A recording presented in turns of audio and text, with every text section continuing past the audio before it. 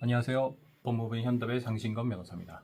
얼마 전에 발생한 모텔 연쇄 살인 사건, 피의자 김소영에 대한 그런 사건이 전 국민에 충격을 줬는데요. 나이가 이제 21살밖에 안 된 여성입니다. 사건의 내용은 범행 수법이 모텔에서 만난 남성에게 벤조디아제핀 계열의 약물, 그러니까 수면제 계통인 것 같아요. 섞은 음료를 건넨 의식을 잃게 만들고, 지금까지 이제 총 피해자가 2명이 사망하고 2명이 다치고 총 피해자가 총 6명이네요. 그리고 이제 처음에는 단순 상해 또는 살인 미수, 상해죄로 아마 그렇게 했던 것 같아요.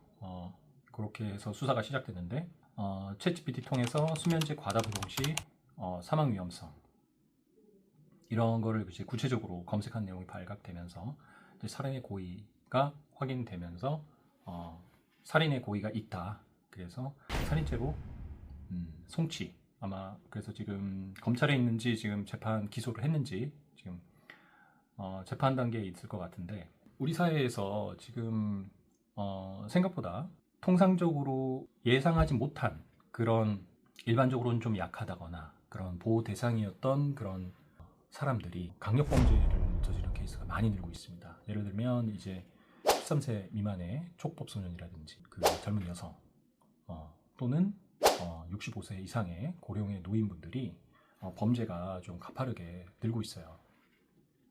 그래서 이런 경우에는 일반적으로 수사를 하는 수사관들도 어느 정도는 약간의 선입견 같은 거를 갖고 볼 수밖에 없는 거죠.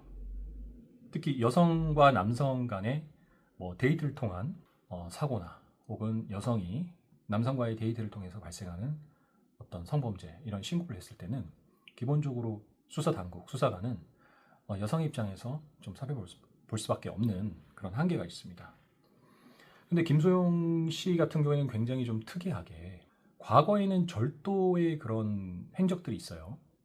예를 들어서 이제 중학교 시절에 절도로 퇴학당하고, 보호시설에서도 절도 행각을 해서 다시 퇴소당하고, 근데 이제 성인이 돼서는 수면제라든가 또는 PTSD 같은 그런 약물, 음료를 통해서 건네서 먹인 다음에 의식을 잃게 만들고, 그 다음에 어떤 절도라든가 이 정도로, 그러니까 일종의 강도죠. 의식을 잃게 해서 하는 거니까. 혹은 이제 모텔에서 몰래 절취한다거나 이런 형태로 하는 게 아니라, 사망할 수 있다는 그런 전제하에서도 굳이 그런 행위를 하고 실제로 사망한 이후에서도 전혀 거기에 대해서 어떤 사망 사실에 대한 어떤 죄의식이라든지 어떤 양심의 가책, 이런 거는 전혀 느끼지 않고 그야말로 걸릴 때까지 이걸 계속 진행했다는 거죠. 굉장히 어떻게 보면 이해할 수 없는 그런 동기로 하게 됐는데, 반사회적인 그런 동기라고 볼 수 있죠.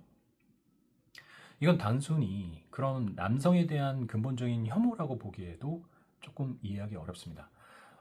김소영 씨는 본인이 하고 나서 남성들이 자기의 몸만 원한다, 이런 얘기를 하는데, 오히려 반대로 김소영 씨는 그런 자기가 이제 여성이라는 걸 이용해서 굉장히 이제 좀 예쁘게 그런 걸 꾸며서 인스타에 올리고, 또 어떤 성적인 그런 거를 제공할 것처럼 그런 뉘앙스를 풍기면서 접근을 한 거죠.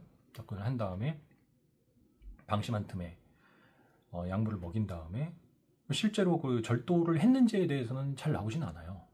그래서 금품을 절취 목적이 아니라 단순히 뭔가 이제 제압하는 그런 과정, 그런 자체에 좀 희열을 느낀 게 아닌가, 그러니까 일종의 사냥 같은 거죠.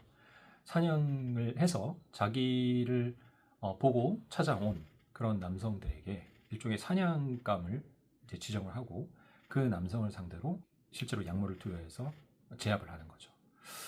김소영 씨의 그런 사건 중에 자기가 이제 유사강간을 당했다, 이렇게 신고한 사건이 있는데, 거기에 대해서는 해당 남성이 무혐의로 처리가 됐습니다. 그래서 김소영 입장에서는 어떤 성범죄를 통해서 하는 게 이제 쉽게 그게 판단이 안 되고 결국엔 실패했기 때문에 성범죄를 통해서 하는 방법은 좋지 않았다고 생각했던 것 같습니다.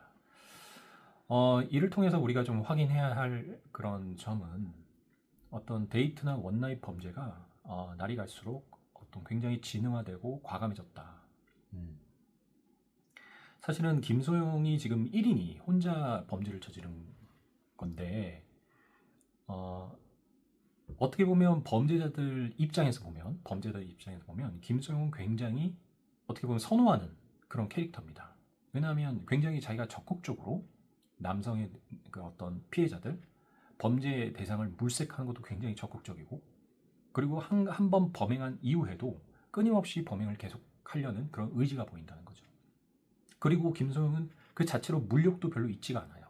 예를 들어서 재물 절취의 목적도 아니고 그냥 자기가 이 행위하는 것 자체에 대해서 희열을 느끼는 그런 캐릭터로 보여진다는 거죠. 그래서 이제 우리가 여기서 이제 좀 조심해야 될 점은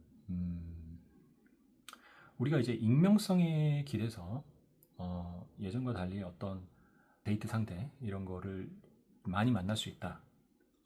어떤 앱이나 이런 걸 통해서 어떤 좋은 여성, 좀 좋은 남성을 많이 만날 수 있다는 그런 차원에서만 생각할 게 아니라 이제는 어떤 리스크가 무한히 올라갔다. 심지어 이제는 건장한 성인 20대 남성들도 약물이라든지 아니면 성범죄 신고라든지 이런 걸 통해서 심지어 생명의 위협도 느낄 수 있고, 그리고 일단 뭐 강간이라든가 기타 성추행이라는 신고가 들어오면 몇 달간은 엄청난 고생을 하게 됩니다. 사실 1대1로 있기 때문에 이걸 입증하는 것은 굉장히 어려워요. 물론 뭐 녹취라든가 이제 여러 가지가 있지만 기본적인 성향 자체가 만만치 않고 실제로 그런 무고를 한 그런 여성에 대해서도 무고죄 처벌도 지금 현실적으로 굉장히 어렵기 때문에 직장을 다니는 남성의 입장에서는 몇 달간은 굉장히 어려운 상황에 있을 수 있습니다. 이번 김소영 사건에서 우리가 확인할 수 있는 것은 앞으로 우리 그 20대, 30대뿐만 아니라 그런 남성분들은 어떤 불특정 앱이라든가 아니면 이런 걸 통해서 만나는 그런 여성들을 좀 다시 한번 좀 생각해서 조심해야겠다. 1대1로 만나는 게 절대 안전하지 않다. 건장한 남성들도 얼마든지 어떤 약물이라든가 뭐 그런 술이라 뭐 여러 가지를 통해서 얼마든지 제압 가능하다. 이런 거를 알 수 있기 때문에 좀 굉장히 조심해야겠습니다. 그 다음에 이 김소영 씨가 지금 이러한 범죄에 대해서는 당연히 그 살인죄의 죄책을 질 거고요. 그 다음에 2명이 사망했고, 그 다음에 4명이 그런 그 살인의 목적으로 만났을 거기 때문에 뭐 살인 미수도 적용될 수 있겠죠. 그래서 뭐 거의 뭐 무기징역은 예상될 수 있지 않나 그렇게 예상은 됩니다. 하여튼 지금 우리 사회에 지금 거의 예측할 수 없을 정도로 어떤 정신적인 그런 사이코패스들이 굉장히 많은 그런 상황이기 때문에 각별히 좀 주의를 요하고 남자가 됐든 여자가 됐든 이런 범죄나 이런 가능성에 노출되는 상황이 언제든지 발생할 수 있기 때문에 그게 이제 잘 아는 사람이든 아니면 아닌 사람이든 그런 상황에 노출될 수 있기 때문에 그런 분들에게 그런 도움이나 이런 게 필요하다면 저희 법무법인 현답에 언제든지 연락 주시기 바랍니다. 감사합니다.